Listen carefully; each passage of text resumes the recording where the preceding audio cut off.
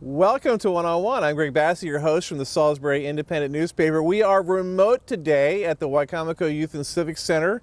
It's a little colder this year. We were here a year ago right now to interview my favorite guy in the whole peninsula, Keith Clark. Welcome, Keith. Thank you. Now, Keith, why are you here? Why are you special to me? I guess it's because the event that we got going on this next Thursday on the 13th, or I'm sorry, on the 14th. Right, 14th. Yeah, Thursday the 14th. Right here at the Civic Center? Right here at the Civic Center. It's a wreath laying ceremony at the War Memorial. Now, the wreaths are that you're going to lay here with your other crewmen, your other truck drivers for Purdue Farms. Where are you getting these wreaths? They're coming from Harrington, Maine. Right. And the Wreaths Across America, it was started by the Worcester Wreath Company up in Harrington, Maine. And they started back in '92, I believe. They just had some extra wreaths they brought down to Arlington. And, you know, a lot of people really liked the idea, so the following year they did it again, and it just snowballed, and it got bigger and bigger and bigger. Right. So the wreaths will be put here on the Veterans Memorial, and then you'll do something more with wreaths. What will you do after that? I'll take a load of wreaths into Arlington. Wow. On Saturday the 16th at 8 a.m. in the morning, they're having a national event over there where we'll put wreaths on all of the graves, and that's the mission, is to cover all of the graves in Arlington. And if anyone's ever seen this, the wreaths on the graves, it's a sight that really gets your emotion. Oh, it's beautiful. Usually when I go there, I'll take a few spots and I'll take snapshots of the graves before the wreaths, and then later in the day, after all the wreaths are laid out, I try to take those same snapshots to show, you know, the impact that the wreaths have on all of the graves. It's beautiful. Yeah, on my desk I have a postcard of them in the snow with the hundreds of graves, and it's really moving, beautiful and moving at the same time. Yeah, it is. And I think the families really appreciate the community stepping up and recognizing their loved ones. I think it's a pretty kind thing to do. Talk about that a little bit. In the newspaper story that we had, we interviewed you, and you talked about encountering one of the families. Yes. That must be really awkward, but good. It is awkward. About 6 years ago, I did the convoy down from Harrington down into Arlington with the whole package, you know, the whole convoy. Spent the whole week with them, spent the whole week with the Gold Star moms. So, you know, I heard several different stories. Several of the families, you know, they open up and they tell you their story about their loved one. And it's touching. You know, it's very touching. And it became clear to me how important this is. And I'm into it. I really enjoy doing it. Right, that they would share it with you like that. That's really touching. Now the convoy is big. Yeah, let's see. I think this year they've got about 175 volunteers involved in it. The Gold Star moms will be there. They have a bus that they travel in, and they also have some SUVs. I believe they have 7 Suburbans and 5 Chevy Traverses traveling that'll be carrying Gold Star moms, Blue Star moms, or Blue Star families with them. It's big. Right. Yeah. Now Purdue Farms has been doing this for 11 years. You've been doing it for 7. Yep, that's right. Any close calls? No. Do you guys get escorts, or how does that work? Escorts over to Arlington? Yeah, when you're coming down, from. Oh yes, yeah, okay. Yes. Each state, yeah. Each time you get to a state border, the police, you know, they trade hands. The state you're going into, the state police meet you there and escort you through the whole state. They keep you together as a package. They keep all the other traffic out of the package as it moves down the highway. And each state, you know, they're on top of it. I would love to see that. I really would. One of the things that's going to be added this year locally is Parsons Cemetery is going to get wreaths placed for each of the veterans. Okay. And I guess that's separate from you to a degree, but Yeah. it'll help localize the event here for people who don't get to Arlington. Yeah, well, for example, on the War Memorial over here, we have 191 names. So there's Gold Star families right here on Delmarva that are tied to these names. I was looking at the names a little while ago, and a lot of the last names, they're names that are very common to Delmarva. So they're right here. Right. Where do you live? I live in Roxana. Okay. And you drive for Purdue. Yep. You drive mostly in the Northeast and South? Yep, a lot in the Carolinas, Georgia, a lot of Massachusetts, upstate New York. And how big's your truck? Boy, it's about 70 feet long and about 80,000 pounds. Wow. How many wreaths go in there? Ooh, good question. I don't know. I'm not sure how many fit in there. Probably somewhere around 5,000. Yeah. That's really amazing. When I was in college, I drove 40-foot buses, and it was all I could do to get those around. So I try to imagine a 70-foot vehicle.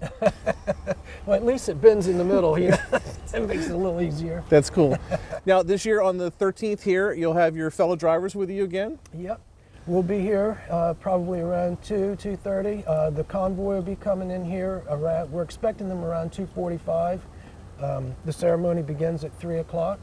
And the drivers will be here. We'll have a couple of Gold Star families from here on Delmarva. We're going to present some wreaths to them. And the whole Gold Star organization will be here and Wreaths Across America. Will you come in from Route 13? What's the route? Because I've had people say they wanted to stand along the route and see the trucks go by. Good question. I don't know. I'm going to guess they're probably going to come in on 50 some sort of way. Like the bypass to 50 and then come in Civic I would Avenue? think the bypass somehow. Yeah. Yeah, there's thought that maybe the high school kids might line up to see it. Right. Because Y High is right there. Well, I know that they'll be coming right down Civic Avenue. So, Right.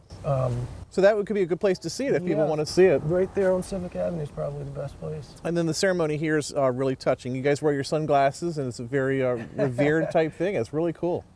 Hopefully it'll be a nice sunny day. Well, Keith, thank you so much for doing this. Thank you. It's just terrific, and I look forward to seeing you every year. And you look so good in the paper. All the photos we put of you in the paper, touting this. You're an excellent spokesman for Purdue and for this great event. Well, thank you, sir. Thank you. We're here now with Tony Sarbanes, one of my heroes in the community. He is one of the people who was instrumental in getting this war memorial built. Welcome, Tony. Nice to see you on a nice chilly day here on Delmarva. It's a perfect day. We're across the street from your old school, Y High. Yes, you are. And Charlie Berry Field, which you helped get named. Yes, I did, and I'm glad I was involved with that. That was needed. We're going to talk about the war memorial, but I want to talk about Charlie Berry. His influence on so many people in this community, it still exists. It still does, and ironically, I never played ball for Charlie Berry. My brother played baseball for him, but he was my phys ed teacher, and then when I was a principal and a coach, had a lot of close contact with him. Really a fine man, had a fine family, lived to be in his 90s, mid-90s, and I would go by and see him because I lived close by to there. And we finally did get the field name for him, not the stadium. It's still Wycomico County Stadium, but at Charlie Berry Field. And it's a shame he wasn't alive to see that, but his family did. Right. So it was, I thought it was really a good thing to do. And your sport was basketball. I was a basketball guy. And he wasn't coaching basketball at the time. So. And you were a basketball star. Well. I do the history column. I do the history column for the paper, and I see there all the time where you're just you are winning games for Y High. I played at Y High. Then I went to Western Maryland College, now McDaniel. I played up there. I played in the service. I was one of those guys in the service that got a call one day and said, "You're coaching and playing." And I got a call from a major. And being a young lieutenant, I had enough sense to know if the major says you're going to play ball, you play ball. And that's what. And I coached. I coached and played ball. And you're still a major general in the reserves. I retired as a major general in the Army Reserve. I did 2 years of active duty as an infantry officer. Came out, went right in the reserves, and stayed 33 years, and was fortunate enough to retire as a major general. Spent the last 8 years in the Pentagon, which was a great experience. Right. Yep. You're most known locally here for pretty much being everybody's principal. I think you were principal at all the schools. All the schools. I think the number of students I had continues to grow every year. But yeah, actually I was a vice principal at Bennett, principal at Y High, and then I opened Parkside. Right. So in effect I hit all three communities, which, really was great. I mean, that was a great experience. And I did it at a time that I'm glad I did it when I did do it. But that was a great experience. And opening Parkside, although I'm a Y-High graduate, opening Parkside was really a special experience. And the 40th anniversary, that was just last year? 40th, that's Yeah. right. Well, it's been 42 years. I opened it in 1975. People look at me and say, boy, are you getting old? Yeah, I'm getting older. But yeah, that was and I was in my mid-30s when I opened. I'm 80 years old, so it was a great Right. experience. Again, in the history column, I learned things about, I was here and I didn't even know, things about Parkside I didn't know, about the construction and the naming of it and the fact that it had no windows and Right. things like that. Right. It was a fascinating exercise. Right. Well, Lloyd Mahaffey was superintendent then, and when we tried to pick a mascot, people went all over the place. He died that summer. He died in the summer of 1975. And his Lloyd A. Mahaffey, so that's how we got the Rams. The Rams. The colors, ironically, I was a Boston Celtic fan way back, and I'm talking to Bill Russell, Right. Bob Cousy, Heinsohn, Havlicek, and their colors were green and white. And I got up in a meeting and recommended green and white. And Norman Webster, who was Johnny's and Sammy's, ran that. He and I were high school basketball players together, and he kind of laughed. He was a parent at the school. He got laughing about it. He says, "Tell them why you want green and white." So I said, "You know me too well. Be quiet." Anyhow, I explained. Everybody said, "Hey, that's fine." Yeah. And those colors still exist. So. And I think that school cost something like $8.7 million, and at the time everybody was like, $8 million? That's right. It was, yeah, no more than that. Yeah. And today, you know, 40, that easy. Yeah, it doesn't even touch it. So that was really, really a great experience. And I was blessed with an excellent faculty, great student body, great parent support. When you open a school, it's different. It's just a different experience. You know, I'm glad I did it. And we opened it without the school not complete, which was Right. a real challenge. In fact, that February, before You guys we were having opened, classes in the cafeteria, yeah, I read we that. were having classes there. The library was where the music department was. But I'll never forget it. We met with the contractor in February of that year, and we said, "Is it going to be ready or not?" And he said, "Without question, it'll be ready. I don't know why you're worried about it." And when the time came to open it, it was not ready. Yeah. I didn't get the auditorium until March or April of that year. Wow. So we had meetings in the cafeteria. There were a lot of things that came later. The gym, when we first opened the school, we had the dressing rooms, but not the gym. And the month of September was great. They went out every day, Right. came in, could get dressed in there. We got the gym the beginning of October. So it all worked out. The good Lord was looking out for us. And now the CTE Center's there. It's one of the best facilities anywhere. Yeah, it is. They expanded that a few years ago, and it's really worked out well. Now I have 2 grandchildren there. Really? Yeah, I have a granddaughter in the 10th grade and a grandson in the 9th grade. Now you've got 2 fairly successful kids. Your daughter's a teacher. She was Teacher of the Year, She was which is teacher not of the an year. easy achievement No, to get to. no. And your son's a circuit court judge. Heck, Yeah. you know, that's, you Yeah, must we're be a very pretty proud of- guy. Yeah, we're very proud of our 2 children. Beth has had a great career in the school system. And you know, it was interesting. She had that made up as a kid. She would go to the schools with me, and she would say, "You know, Dad, I want to be a teacher." And I said, "Well, wait a minute. You're young. Wait." Never changed. Jimmy, we thought he was going to be a variety of different things. He ended up being He's a an fun attorney. guy. He's yeah, a fun he really guy. is. We're very, very proud of Jimmy. He's a circuit court judge in Wycombe, and he's the court administrator. And he's doing some other things statewide. And so we're very, very proud of both Jimmy and Beth. Very, very much. And our grandchildren. We have 5 grandchildren. Your granddaughter Zoe is a local star for her singing ability. She Right. sings the Star Spangled Banner at just about every event Right. there is. And she is going to be singing at the December 14th event. Good. So now she's finishing up high school. We're going to have to find somebody else next year. But as long as I can get her to sing, we're going to get her out here to sing. Well, she's the same age as my daughter, so I've watched them both grow Oh, up yeah, together. Yeah, It's been they fun. have. That's exactly right. This facility here, how long has it been here? 15 years. And it really, David Greer, I have to give a lot of credit to David Greer. He felt that we needed to have a really nice facility. He got me involved with it. There were several, at Nash Strudwick, there were several veterans who he said, you know, we just need to have a nice place. A place to congregate. Yeah, and the good thing about this is there's plenty of parking. When we have events, we can block off the road that's behind us. People can sit out there.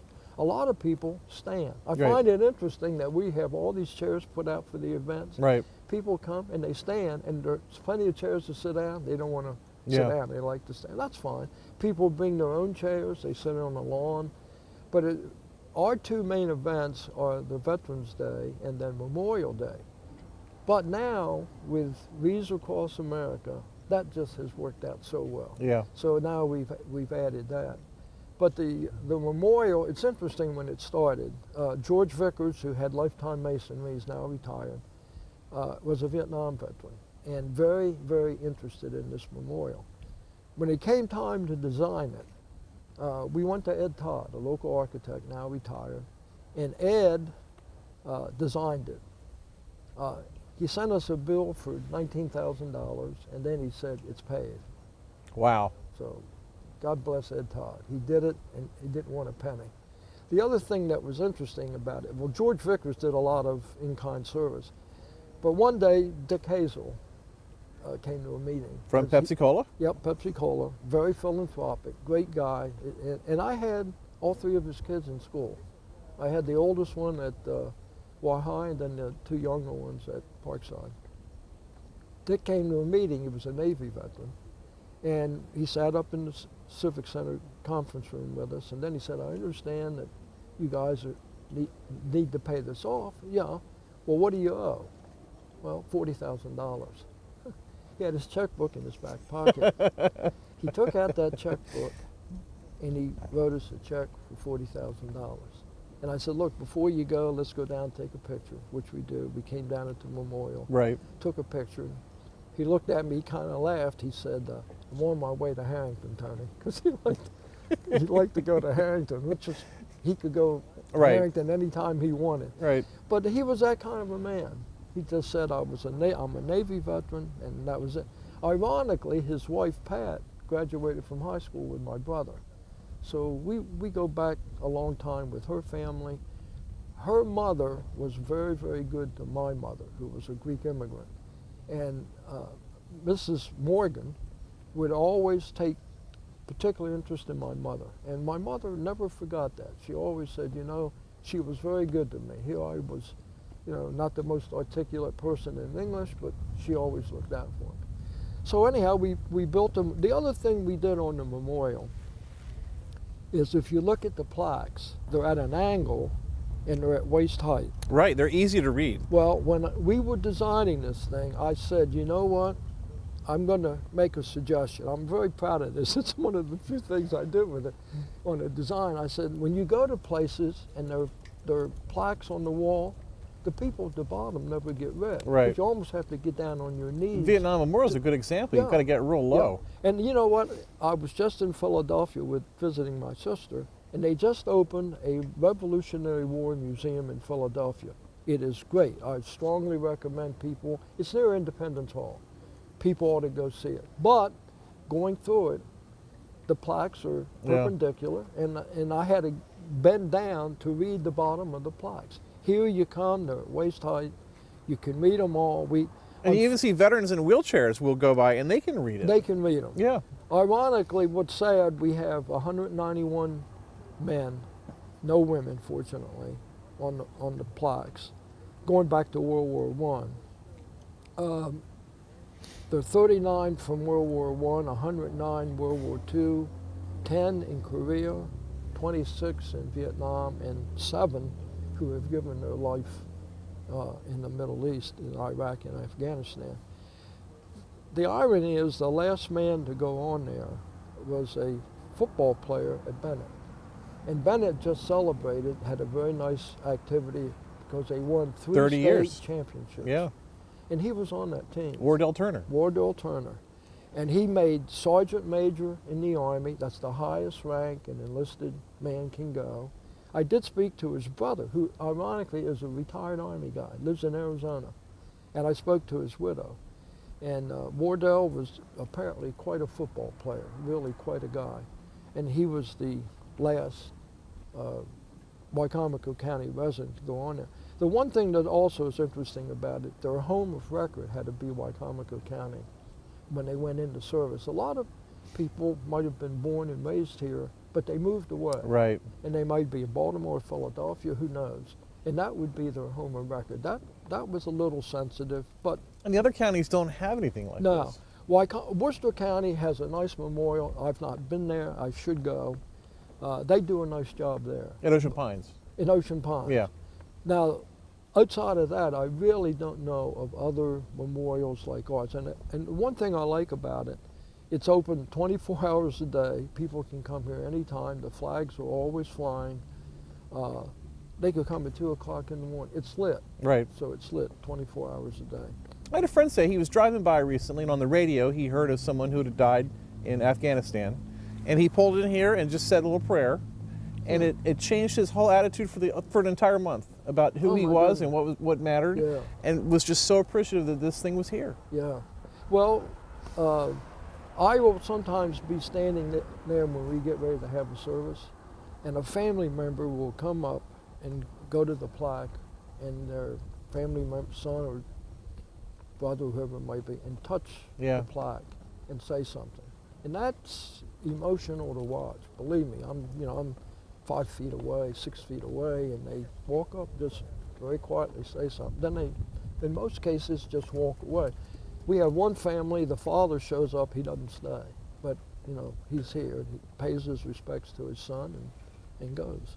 That Memorial Day service, I make sure I go to that every year. It's very fulfilling. And the attendance has picked up. It's every year. huge. It's picked It's huge. up every year. And if the weather's crazy hot, you just move it inside. That's it. And nothing's lost even. No, and we've moved it in once. The other times we've been able to do it out here.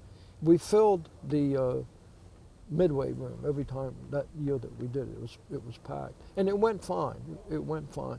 The one thing we don't do is we don't have a speaker, because how many times did you hear a speaker Right. and then you say, well, who spoke? A year later you say, who spoke? I don't know, I forgot. Right. Was he any good? Yeah, he was pretty good. I don't remember who it was. The key, and I always You speak announce- a little bit to start it. Huh? You Yeah, I speak do a little bit in Yeah. the beginning, just to give them a background. I got to say something. Right. And but I say in there, the key is the names. Read the names. Every name on those plaques. Yeah. The other thing we did about 3 years ago, we would announce the names of elected officials, but invariably they would not come up and say, "Hey, Tony, I'm here." Right. So I could read You it. leave And then someone out. afterwards, I would hear, "Well, you missed so and so." Yeah. So we decided as a committee we weren't going to read the names anymore. We would just say, if you're an elected official, please stand. If you're standing, wave your hand. I got a call about it from one person who's a good friend of mine in elected office, and he said, I had somebody question me as to not reading off the name of elected officials. I said, well, we decided since we would miss people, we're just not going to do it. We'll say, if you're an elected official, please stand, wave your hand. I said, remember, the key for that day is to read the names. Yeah. And he said, you're right. Thank you very much. Keep doing what you're doing. And I never heard another word about it. Yeah. And well, they're all here anyway. They're here. Yeah. And if they can stand up, they can Yeah. wave. But the key, we're honoring the 191 names on that wall. Now, it's interesting, Veterans Day actually is honoring anyone who ever served. Memorial Day honors those who gave their life. Armed Forces Day is to celebrate those who are currently in the military. Right. So, I'm honored to just be involved with it, frankly. It's great. We have a great group of people involved with it. They're all veterans, and they care. It's a small group. The other thing is we really couldn't do it without the support of the people at the Civic Center. Right. I'm just honored to be involved with it. It's a great thing for the community. People ought to get out and support veterans. They really have to. They really do. And the other thing that's interesting, if you look today, about 2% of our population is involved in the military. It's a volunteer military. Right. And that should make the effort even stronger to support those serving now and those who have served. To me, it's the most important thing we can do. So the Wreath event is on Thursday. What time again? I'm going to say they're saying 2:45. People should get here about 2:30 at the latest. If it is raining or snowing, we'll go inside.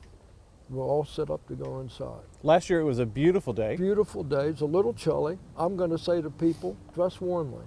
If it's cold, we'll be outside. You know, people ask me, but I said, well, you know, if you've ever been in the service, if it gets a little chilly, they're still outside. Right. Yeah, it's not going to hurt you for half an hour or so, and that's about how long the ceremony will last, half an hour or so. It won't hurt you to stand outside, bundle up, and just bring warm gloves, and you'll be fine. And I guarantee when these guys present those wreaths, it's a moment. It really is. It is.